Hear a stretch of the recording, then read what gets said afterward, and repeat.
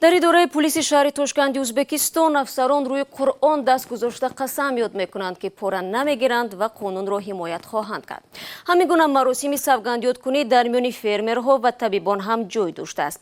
این خبر را همکارانمان در بخش ازبکی رادیوی آزادی پیگیری دارند و حالا سراجدین اسلام همکار ما در استودیو همراهمان است و رو میاریم با او.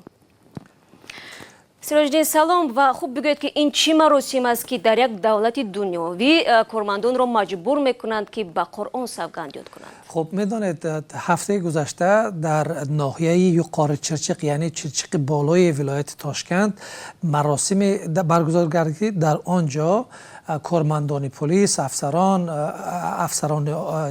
کارمندان عادی پلیس قسم خوردند، سوگند یاد کردند که دستشون به قرآن ماندن و سوگند یاد کردند که رشوه‌خواری نمیکنند، از مردم پول پاره نمیستانند.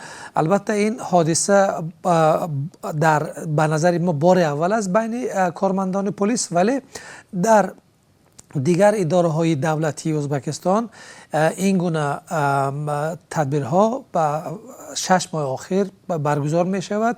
نه تنها کارمندان پلیس بلکه شفاکاران، دکتران، محاسبان، کارمندان چرا یعنی تو این حد جدی است مسئله رشوه‌ستانی در ازبکستان؟ البته ازبکستان یکی از کشورهای فسادزده ترین دنیا به حساب می رود.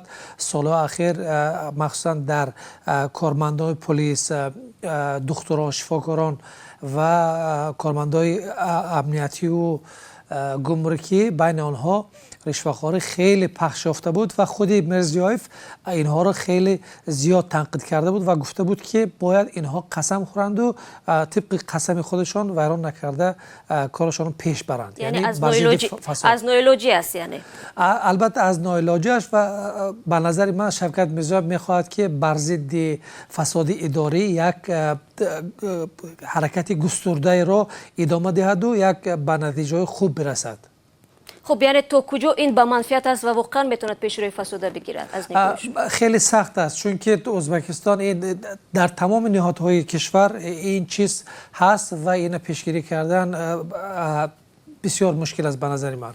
تشکر زیاد برای صحبت و بینندگان عزیز شما میتونید تفصیلات این موضوع رو در وبسایت ما www.azadi.org پیدا کنید.